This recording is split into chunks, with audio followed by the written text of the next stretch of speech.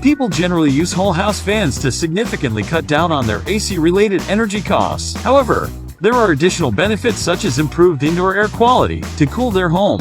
Homeowners run the whole house fan when it's cooler outdoors than indoors, which is usually in the early morning or evening time in order to continually circulate cooler fresh air. As the fan continues to run throughout the nighttime and early morning, more and more heat is pulled out of the mass in the home, such as furniture, walls, flooring, etc. When heat is pulled out of the mass within the home becomes truly cooled down.